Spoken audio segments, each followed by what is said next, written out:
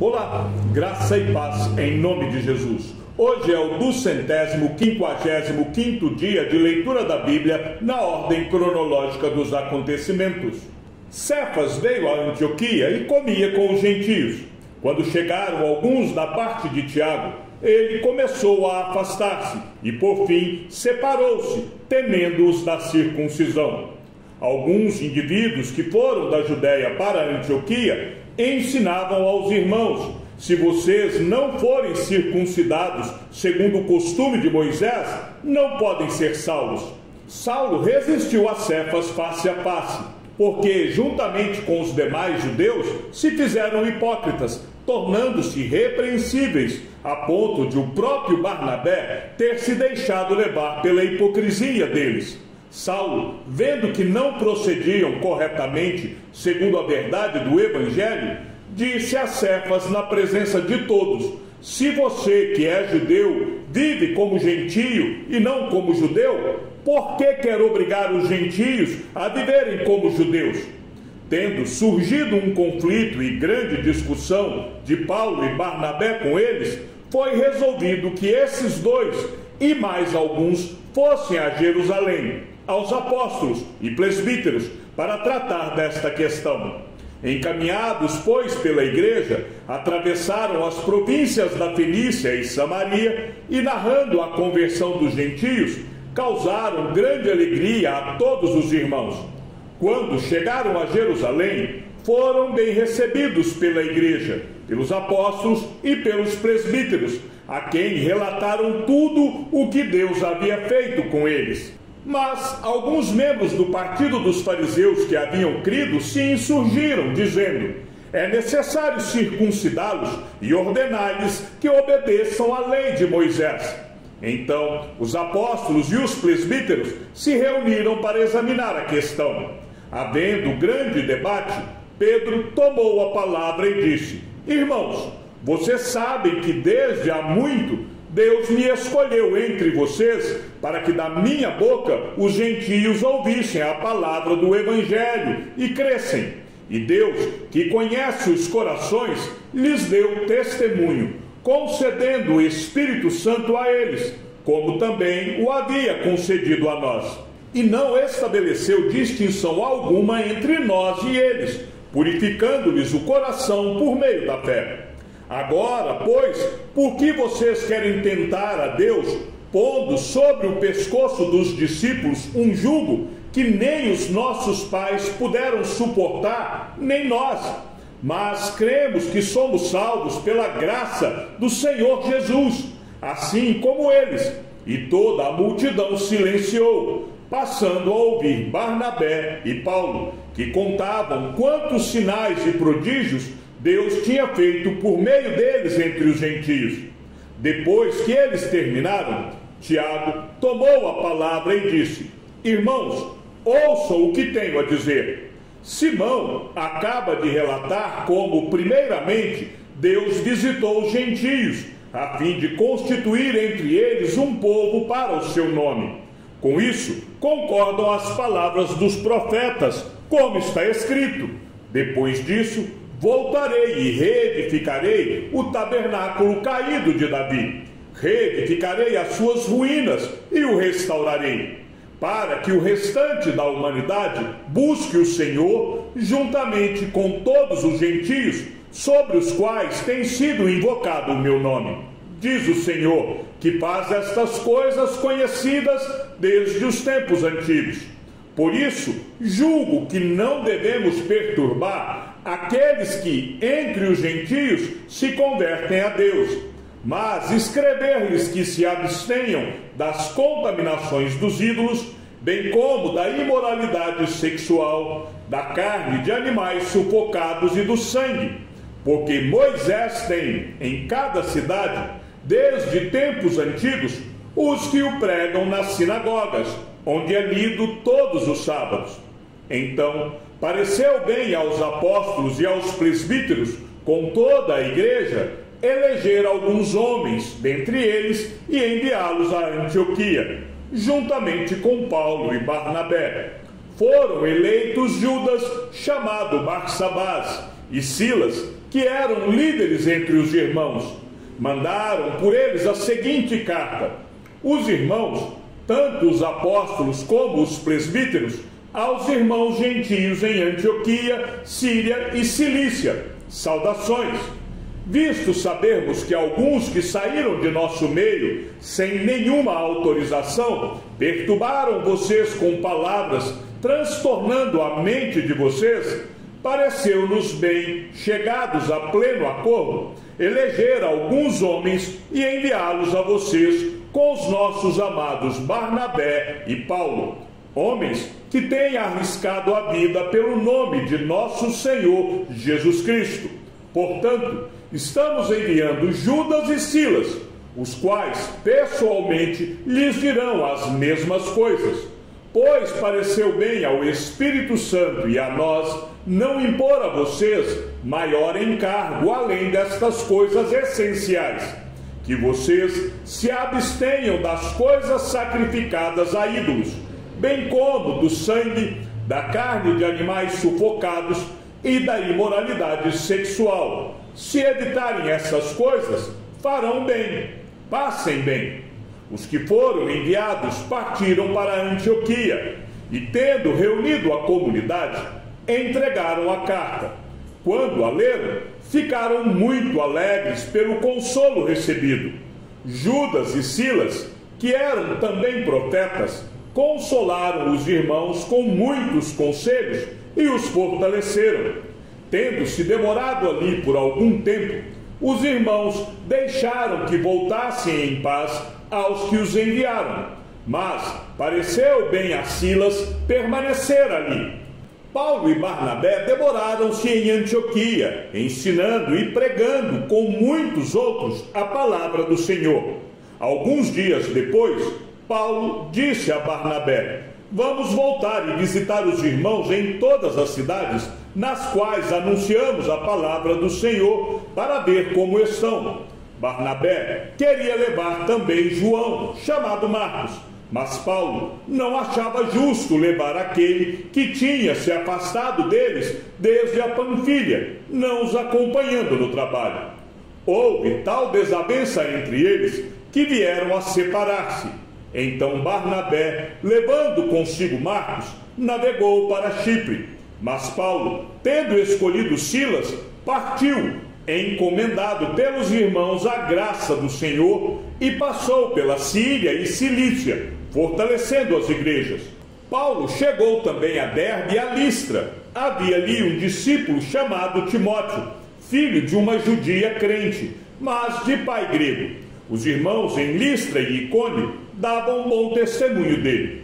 Paulo queria que Timóteo fosse em sua companhia e por isso circuncidou, por causa dos judeus daqueles lugares, pois todos sabiam que o pai dele era grego.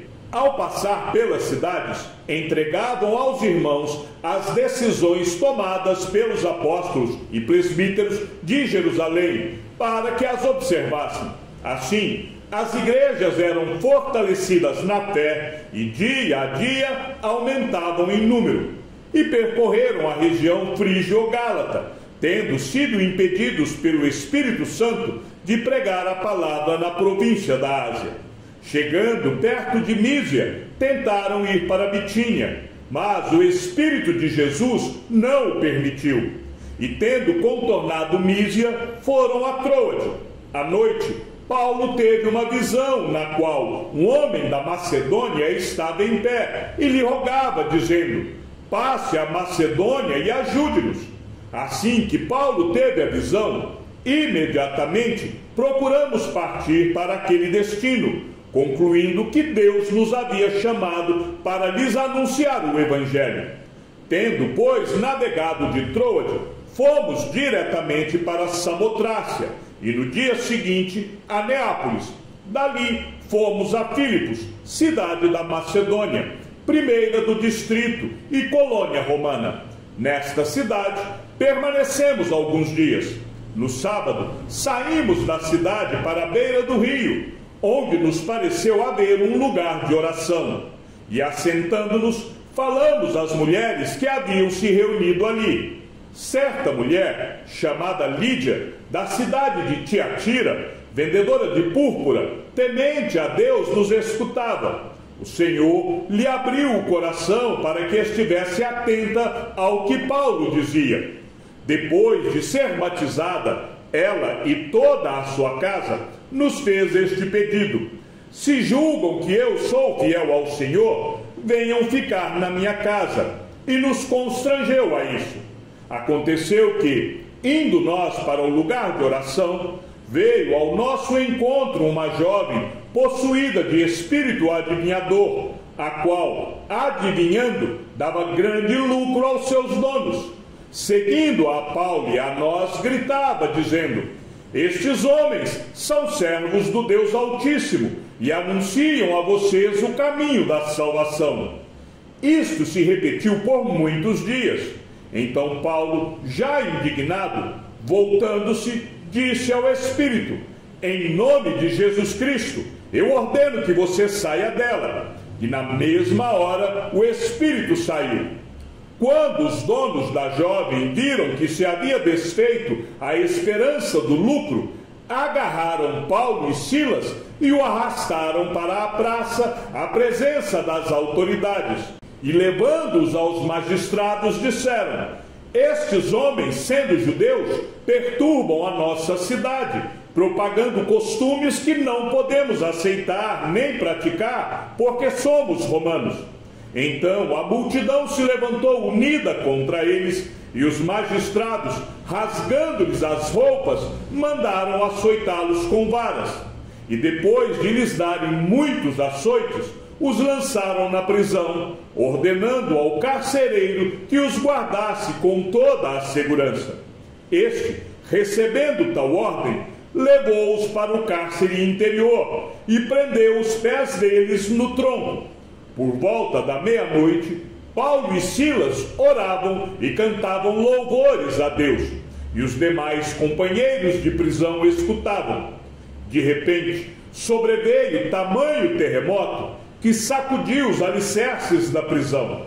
Todas as portas se abriram e as correntes de todos os presos se soltaram.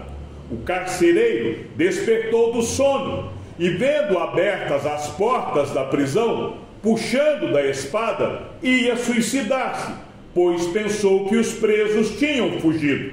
Mas Paulo gritou bem alto: não faça nenhum mal a si mesmo, estamos todos aqui. Então o carcereiro, tendo pedido uma luz, entrou correndo e trêmulo, prostrou-se diante de Paulo e Silas. Depois, trazendo-os para fora, disse: senhores, que devo fazer para que seja salvo? Eles responderam: creia no Senhor Jesus e você será salvo, você e toda a sua casa. E pregaram a palavra de Deus ao carcereiro e a todos os que faziam parte da casa dele. Naquela mesma hora da noite, cuidando deles, lavou-lhes as feridas dos açoites. Logo a seguir, ele e todos os membros da casa dele foram batizados. Então, levando-os para a sua própria casa, deu-lhes de comer, e com todos os seus manifestava grande alegria por ter crido em Deus. Quando amanheceu, os magistrados enviaram oficiais de justiça com a seguinte ordem para o carcereiro: ponha aqueles homens em liberdade. Então o carcereiro comunicou isso a Paulo, dizendo: os magistrados ordenaram que vocês fossem postos em liberdade. Portanto, vocês podem sair, vão em paz. Paulo, porém, lhes disse: sem ter havido processo formal contra nós, nos açoitaram publicamente e nos jogaram na cadeia, sendo nós cidadãos romanos. Querem agora nos mandar embora sem maior alarde? Nada disso. Pelo contrário, que eles venham e pessoalmente nos ponham em liberdade. Os oficiais de justiça comunicaram isso aos magistrados. Quando estes souberam que Paulo e Silas eram cidadãos romanos, ficaram com medo. Então foram até eles e lhes pediram desculpas, e relaxando-lhes a prisão, pediram que se retirassem da cidade. Tendo saído da prisão, Paulo e Silas dirigiram-se para a casa de Lídia e, vendo os irmãos, os animaram. Depois partiram. Tendo passado por Anfípolis e Apolônia, Paulo e Silas chegaram a Tessalônica, onde havia uma sinagoga dos judeus. Paulo, segundo o seu costume, foi procurá-los e por 3 sábados discutiu com eles a respeito das Escrituras, expondo e demonstrando ter sido necessário que o Cristo padecesse e ressuscitasse dos mortos. Paulo dizia: este Jesus que eu anuncio a vocês é o Cristo. Alguns deles foram persuadidos e se juntaram a Paulo e Silas. O mesmo aconteceu com numerosa multidão de gregos piedosos e muitas mulheres importantes. Os judeus, porém, movidos de inveja, trazendo consigo alguns homens maus dentre a malandragem, reuniram uma multidão e provocaram um tumulto na cidade. E atacando de surpresa a casa de Jason, procuravam trazer Paulo e Silas para o meio do povo. Porém, não os encontrando, arrastaram Jason e alguns irmãos diante das autoridades, gritando: estes que promovem tumulto em todo o mundo chegaram também aqui. E Jason os hospedou na casa dele. Todos estes agem contra os decretos de César, dizendo que existe outro rei, chamado Jesus. Tanto a multidão como as autoridades ficaram agitadas ao ouvir estas palavras. Porém, depois de terem recebido deles a fiança estipulada, as autoridades soltaram Jason e os outros. Saulo regozijava-se no Senhor pelo cuidado que a igreja em Filipos tinha com ele, pois, uma vez mais, enviaram-o bastante para suas necessidades. E logo, durante a noite, os irmãos enviaram Paulo e Silas para Bereia.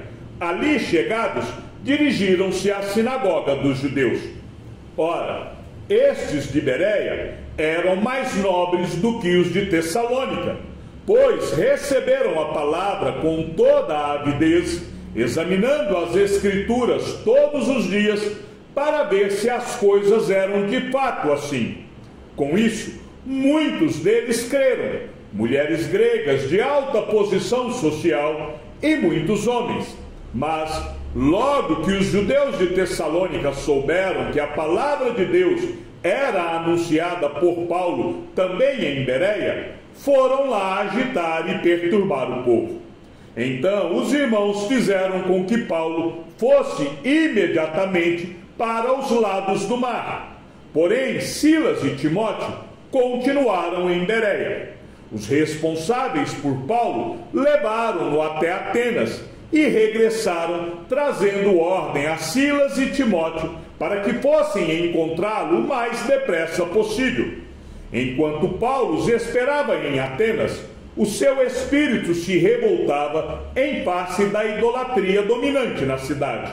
Por isso, falava na sinagoga com os judeus e os gentios piedosos. Também na praça, todos os dias, com os que se encontravam ali. E alguns dos filósofos epicureus e estoicos discutiam com ele, havendo quem perguntasse: que quer dizer esse tagarela? Outros diziam: parece pregador de deuses estranhos. Diziam isso porque Paulo pregava Jesus e a ressurreição. Então, tomando-o consigo, levaram-no ao Areópago, dizendo: podemos saber que nova doutrina é essa que você ensina? Pois você nos traz aos ouvidos coisas estranhas e queremos saber o que vem a ser isso. Acontece que todos os de Atenas e os estrangeiros residentes não se ocupavam com outra coisa senão dizer ou ouvir as últimas novidades. Então Paulo, levantando-se no meio do Areópago, disse: senhores atenienses, percebo que em tudo vocês são bastante religiosos, porque andando pela cidade e observando os objetos de culto que vocês têm, encontrei também um altar no qual aparece a seguinte inscrição: ao Deus desconhecido. Pois esse que vocês adoram sem conhecer é precisamente aquele que eu lhes anuncio, o Deus que fez o mundo e tudo o que nele existe, sendo ele Senhor do céu e da terra. Não habita em santuários feitos por mãos humanas, nem é servido por mãos humanas como se precisasse de alguma coisa, pois ele mesmo é quem a todos dá vida, respiração e tudo mais. De um só homem fez todas as nações para habitarem sobre a face da terra, havendo fixado os tempos previamente estabelecidos e os limites da sua habitação, para buscarem Deus se, porventura, tateando, o possam achar, ainda que não esteja longe de cada um de nós. Pois nele vivemos, nos movemos e existimos, como alguns dos poetas de vocês disseram, porque dele também somos geração. Portanto, visto que somos geração de Deus, não devemos pensar que a divindade é semelhante ao ouro, à prata ou à pedra, trabalhados pela arte e imaginação do homem. Deus não levou em conta os tempos da ignorância, mas agora ele ordena a todas as pessoas, em todos os lugares, que se arrependam, porque Deus estabeleceu um dia em que julgará o mundo com justiça, por meio de um homem que escolheu, e deu certeza disso a todos, ressuscitando-o dentre os mortos.